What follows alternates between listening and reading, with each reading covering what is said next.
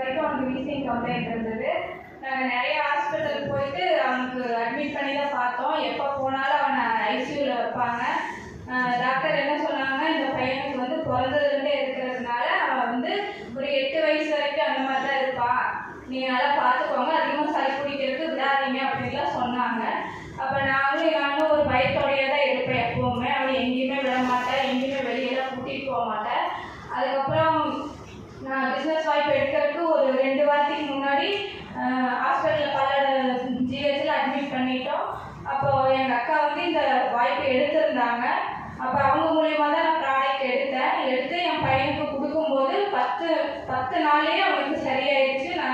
நான் வந்து 11ஆவது நாள் என் பையனை திருமூர்த்தி மலைக்கு கூட்டிகிட்டு போயிட்டு அங்கே வந்து அருவியில் குடிக்க வச்சேன்.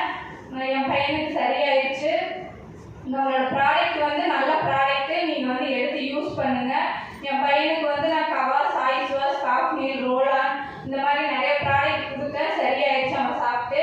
இப்போ வந்து நல்லா இருக்கா, எங்கேயுமே விளையாடுறான், மண்ணில் தண்ணியிலாம் விளையாடுவான். அப்புறம் பச்சை தண்ணி குடிக்கவே மாட்டான். இப்போ பச்சை தண்ணி தான் அவன் குடிச்சிட்ருக்கிறான்.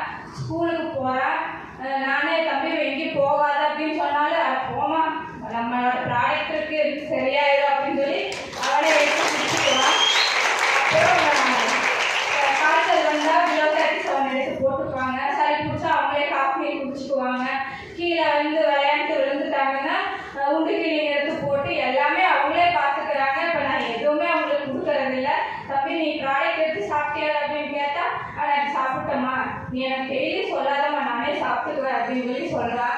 அந்தளவுக்கு நம்மளோட ஒவ்வொரு ப்ராடக்ட்டும் வந்து 100% வந்து நான் எடுத்துக்கிட்டால் நம்ம கரெக்டாக சரியாயிடும். நீங்களும் வந்து எந்த பிரச்சனை இருந்தாலும் நம்மளோட ப்ராடக்ட் எடுத்து சாப்பிடுங்க, சரி.